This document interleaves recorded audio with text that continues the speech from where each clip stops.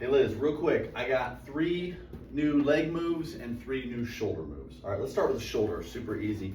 So again, 3 rotator cuff moves.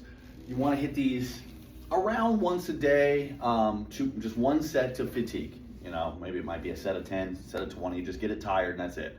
We're just trying to wake these muscles up. We're not necessarily trying to kill them yet. First one, similar to what we'd already been doing, but now remember we wanna turn that thumb down.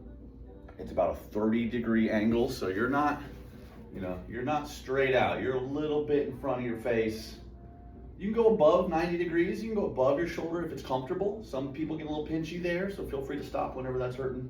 Again, just 1 slow set to fatigue. I like mixing in rotator cuff stuff like in between leg sets, or just kind of when you have just a little bit of a rest period, because these don't need their own workout necessarily. Second one, typically go a little heavier. We did 8 pounds in here. So you make the call. Anywhere between 5 and 10 would be the absolute max. You can start on the knee, face forward. Let it drop past 90. And then bring it back up. So usually we're working here, if you're doing the right arm here, we're working from about 7 o'clock on the clock to about 11. Just kind of keep tension in that muscle.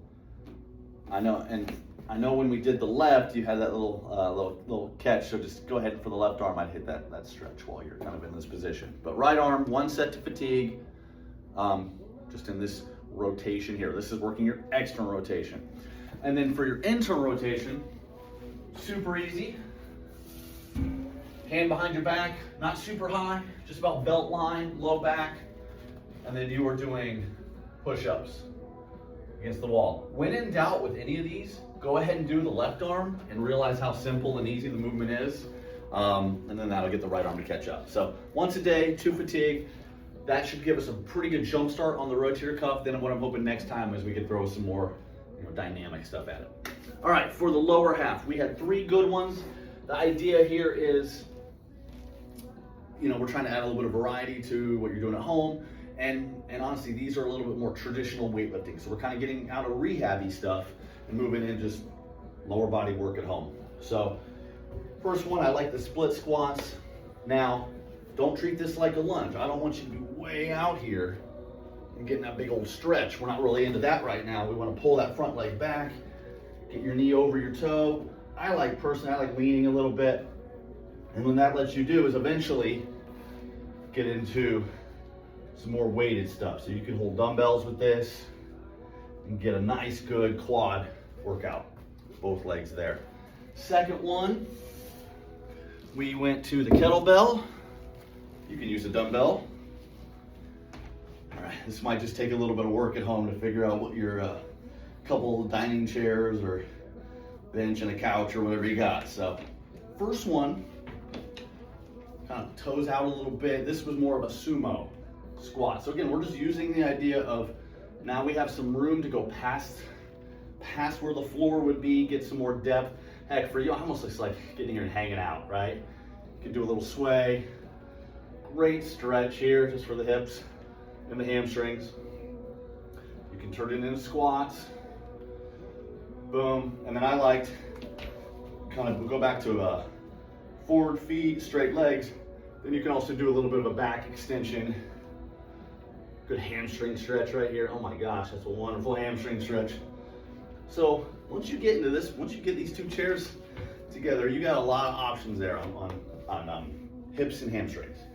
And then our last one was the pistol.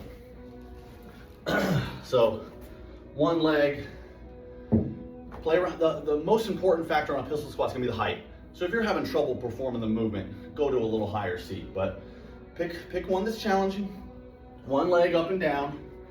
And again, because your struggle with these was not strength, you have enough strength to get up and down.